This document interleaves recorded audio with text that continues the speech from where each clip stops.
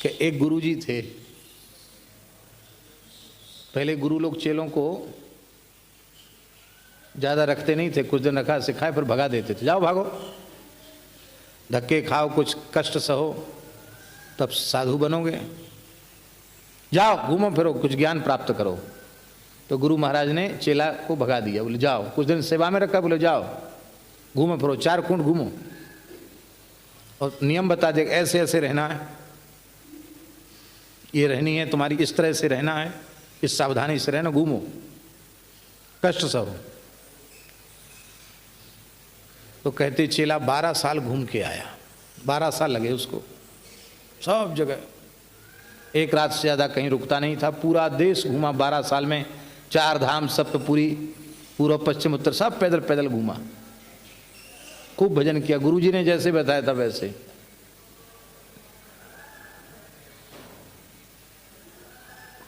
बोले घूम आए? बोले हाँ घूम आए। ज्ञान प्राप्त हो गया? कहा महाराज आपकी कृपा से। वाह बहुत अच्छा हुआ। तब तक उसी क्षेत्र का कोई आदमी मर गया और महात्मा की कुटिया के आगे से उसकी राम नाम सत्य है, गोपाल नाम सत्य है, सत्य बोलो गत्य है, ये अंतिम यात्रा जा रही थी। तो गुरु महाराज ने कहा जा, ज्ञान प्राप्त करके आया है तो पता लगाकर बता, ये आदमी स्वर्ग गया कि नरक गया?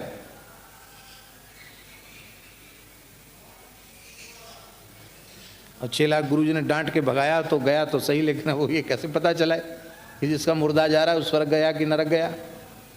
लौट के आया, कहाँ गया?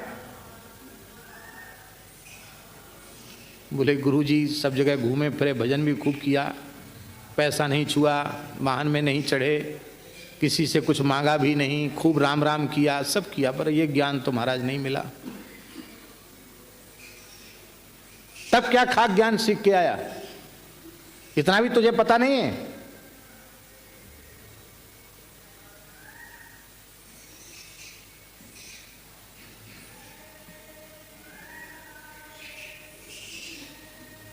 पता लगा के आना,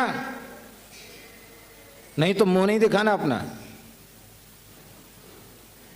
गुरुजी आप ही बता, चल आप बता दो, आप बता दो।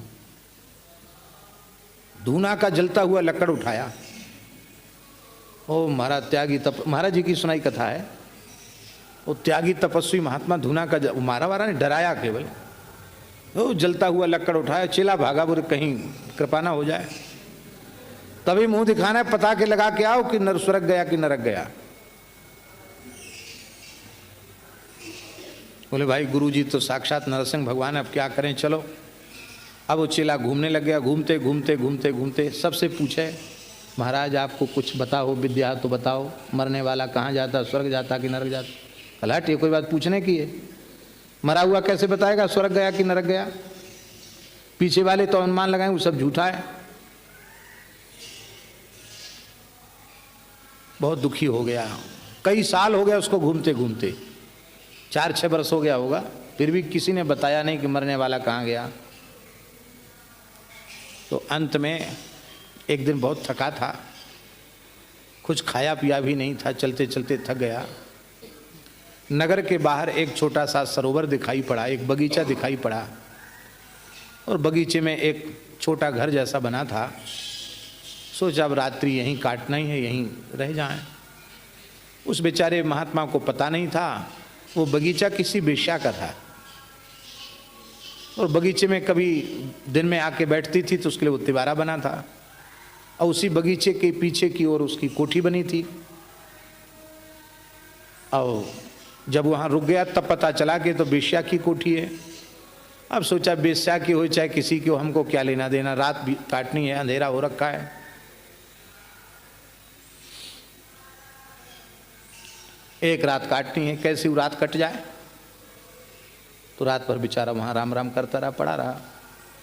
सवेरे एक मुर्दा गया वहाँ से सामने से, तो बेस्या ने अपनी लड़की से कहा ए, पता लगा क्या ये स्वर्ग गया कि नरक गया? वो महात्मा ने सुन लिया, स्वर्ग गया कि नरक गया? गया वहां। वो लड़की गई, बोली माँ वो तो स्वर्ग गया है। अच्छा ठीक है, बहुत बढ़िया। महात्मा सोचने लगे, बचपन में घर द्वार छोड़ा, साधु बने, इतना माला फेरे, इतना भजन किया, हमको ये विद्या नहीं आई, इस वेश्या को और वेश्या की लड़की को ये विद्या कहाँ से मिल गई? चलो कोई बात नहीं, अब ये अधूरी जानकारी है, थोड़ा और यहाँ रुकना चाहिए तो अच्छी जगह है। 1-2 घंटे बाद संस्कार की बात है, एक मुर्दा और निकला। धम्मड़ धम्मड़ बाजे बज रहे थे। फिर वेश्या ने कहा क्या हो रहा है? लड़की बोली एक मुर्दा जा रहा है, जा पता लगा कि यार नरक गया कि स्वर्ग गया।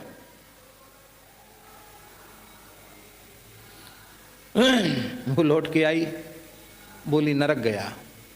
नरक गया? अरे राम राम, नरक गया, जाने दो।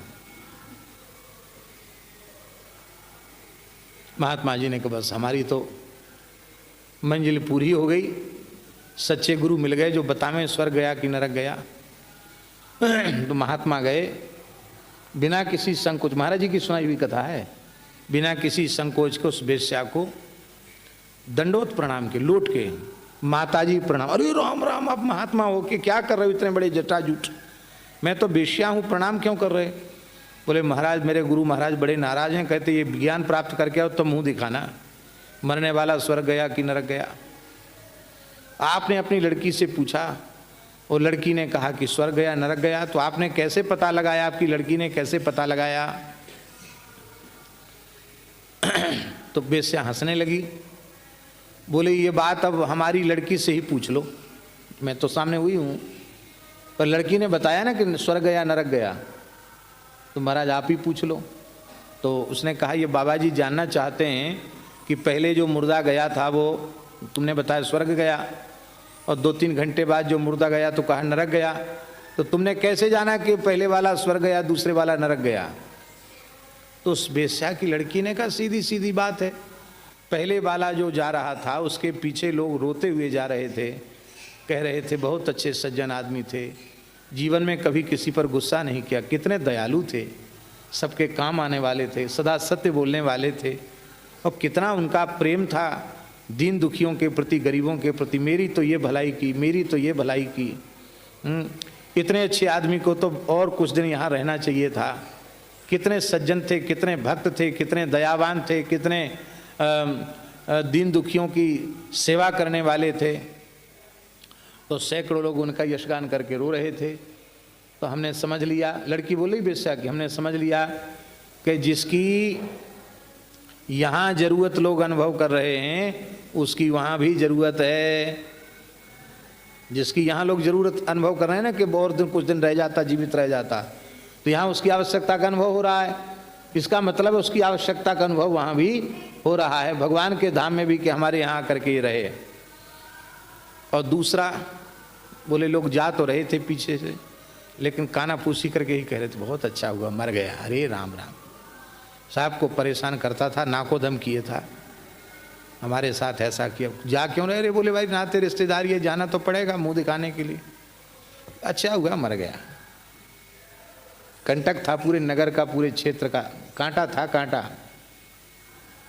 तो जिसकी यहाँ भी जरूरत नहीं उसकी वहाँ भी आवश्यकता नहीं, तो स्वर्ग में तो गए नहीं, वहाँ जरूरत नहीं, तो यहाँ से चला गया तो कहाँ गया? तो नरक गया, क्योंकि यहाँ बुरे काम किए थे। 4 वेद 6 शास्त्र में बात लिखी है दोए, दुख दीने दुख होत है, सुख दीने सुख होए। यहाँ सबको पीड़ा पहुँचाई तो वहाँ भी पीड़ा में ही गया, नरक में गया। यहाँ सबको सुख पहुँचाया तो वहाँ भी सुख में ही गया, सुख निधान भगवान की गोद में गया। और महात्मा, महाराज जी कहते थे कि महात्मा ज्ञान प्राप्त करके लौटा।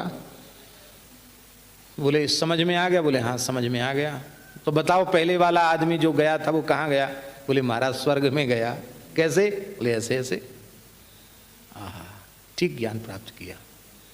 हम इस घटना के माध्यम से तुम्हें यही दिखाना चाहते थे। गुरु महाराज ने कहा यही समझाना चाहते थे कि ऐसे काम करो कि तुम्हारे मरने के बाद तुम्हारे पीछे लोग रोवें, लोग कहें कि अरे प्रभु इतने जल्दी आप क्यों चले गए हैं। बिछुरत एक प्राण हर लेहि, मिलत एक दुख दारुण देहि। ऐसे क्यों नहीं बनते हो कि तुम हंसो और संसार तुम्हारे पीछे रोवे। महापुरुषों का ऐसा ही होता है। जब तक महापुरुष होते हैं कोई हम लोग पता नहीं लगा पाते हैं, वे चले जाते हैं तो हमें केवल रोना ही हमारे हाथ लगता है, कुछ हाथ नहीं लगता है। ऐसे थे, ऐसे थे, ऐसे थे। क्या लिया तुमने भाई? ऐसे थे, तुमने क्या लिया? कुछ नहीं लिया।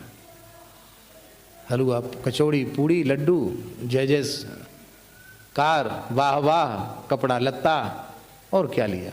कुछ नहीं लिया।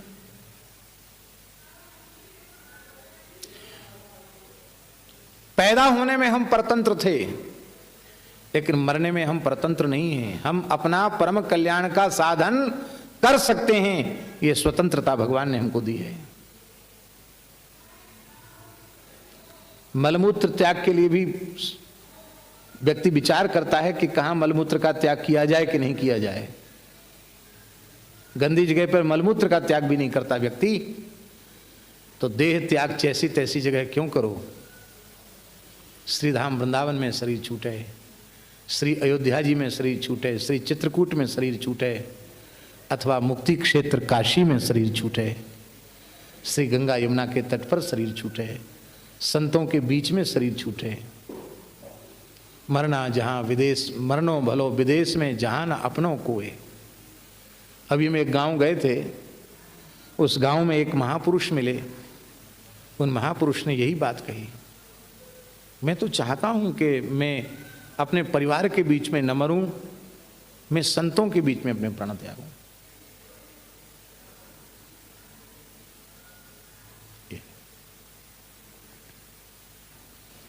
फिर भी घर में कुत्ते की मौत मर गए, इससे भारी दुर्भाग्य और क्या होगा। रो रो कर प्रार्थना करो ठाकुर जी, श्री जी से, हे प्रभु धाम की रज हमें प्रदान कीजिए, धाम का आश्रय हमें प्रदान कीजिए।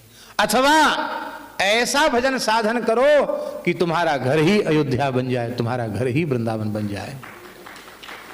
घर में ठाकुर जी हैं, श्री जी हैं, कथा कीर्तन हो रहा है, संतों का आवागमन है, आपके घर में ही सब तीर्थ हैं।